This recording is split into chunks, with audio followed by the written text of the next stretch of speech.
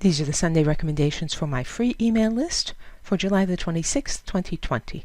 This week's blog post is another in my series on Brookgreen gardens, showing Brookgreen sculptures in their garden settings.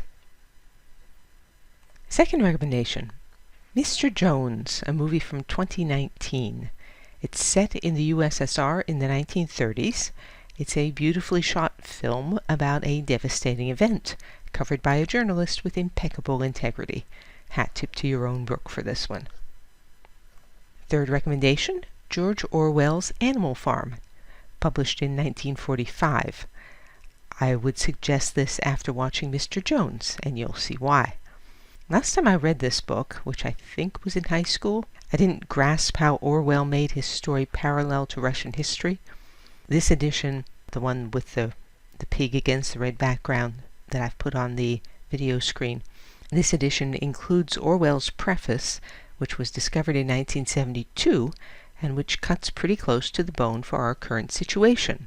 Quote, "Tolerance and decency are deeply rooted in England, but they are not indestructible, and they have to be kept alive partly by conscious effort.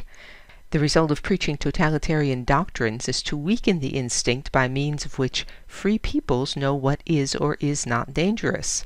Uncritical loyalty to the USSR happens to be the current orthodoxy, and where the supposed interests of the USSR are involved, they are willing to tolerate not only censorship, but the deliberate falsification of history." End of quote. This edition also includes Orwell's preface to the Ukrainian translation of Animal Farm, which describes how Orwell arrived at his political views.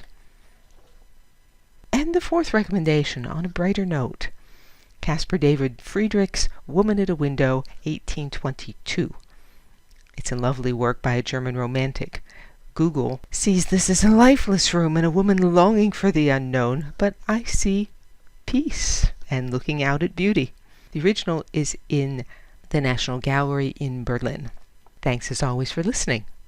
The fourth recommendation this week is a German romantic painting, a nice change of pace from Animal Farm.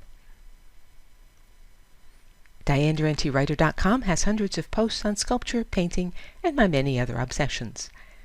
To join the free Sunday recommendations email list, visit the URL that's on the screen now, or just email me. And you can say, "Well done, Diane," or support my work and receive rewards by means of the tip jar on DianeDurantewriter.com. Thank you as always for listening.